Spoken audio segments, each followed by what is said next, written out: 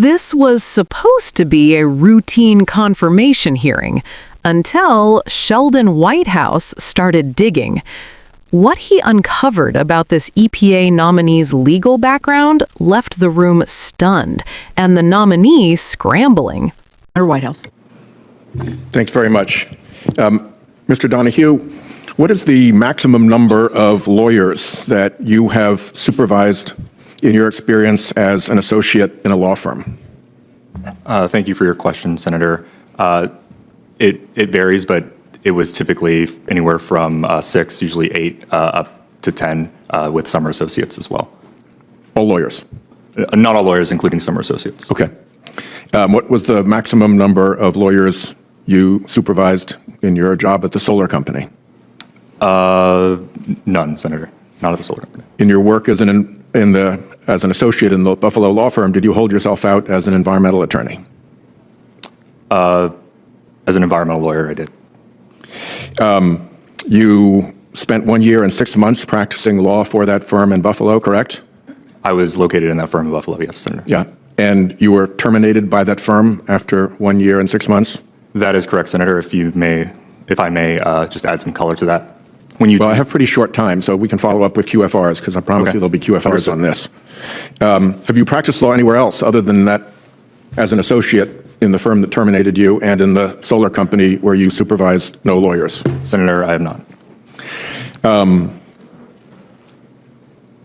Apart from your associate experience in Buffalo and the solar company, have you practiced law in any other place?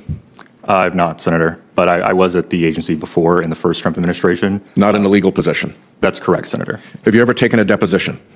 I have not, Senator. This is probably the closest I've ever come to that. Have you ever tried a case to verdict? No, Senator. In the firm and at the solar company, we relied on, in the solar company, we relied on outside counsel. So you were providing inside advice at the solar council rather than active litigation work? It was an in-house counsel, yes. But yep. Have you ever argued a motion? I have not, Senator. But as you know what a motion in limine is? I do vaguely, yes. Well, you should have been better prepped because John Kennedy asks this question. Yes. Have you ever authored and signed a legal pleading? I have not, Senator. But there was a gap of several years between your graduation from law school and when you entered the bar in Washington, D.C. During that period, did you take the bar and fail to pass? I did one time, Senator, yes, but in there what was jurisdiction? What, sorry? In what jurisdiction did you take the bar and Washington, fail to D.C., pass? Senator, but there was a gap before I actually took the bar. I wasn't sure if I actually wanted to go and practice law, to be frank. Under what circumstances would you counsel the EPA administrator to violate a court order? Senator, thank you for that. I would never counsel the EPA administrator to violate a court order. Under oath, can you assure us now that EPA is presently in compliance with the federal court decisions by Judge Ali Khan and Judge McConnell right now? Senator, I believe that the agency is. When a public official makes public accusations of criminal activity with no credible evidence to support the accusations, what legal liabilities and concerns does that raise? Senator, as you mentioned in opening, potentially defamation, that sort of thing.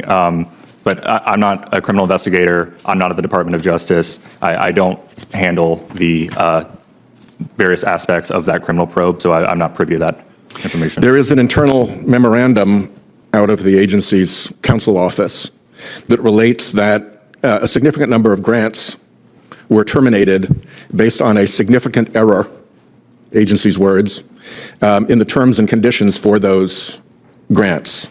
As the Washington Post reported today, an agency lawyer warned officials that they had cited contractual language that did not apply to many of the grants the EPA had ended in recent weeks. Grants had been terminated on grounds that they no longer fit the agency's priorities, referring to a clause in their grants' general terms and conditions that applied only to grants issued between August 13, 2020 and September 30, 2024. And almost half of the terminated grants were finalized outside of that relevant period. Have the grants impacted by this significant legal error been restored to the recipients? Senator, I've seen the reporting on that. We received your letter, in fact, 2 letters yesterday on this.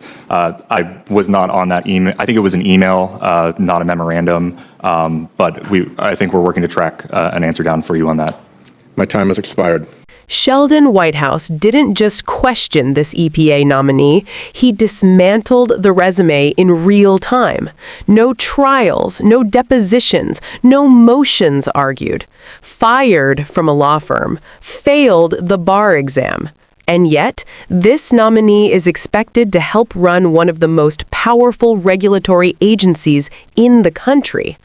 This wasn't about politics. It was about competence, credibility, and whether unqualified loyalty is replacing professional standards inside the federal government. When regulators can't answer basic legal questions, accountability becomes optional, and that should worry everyone.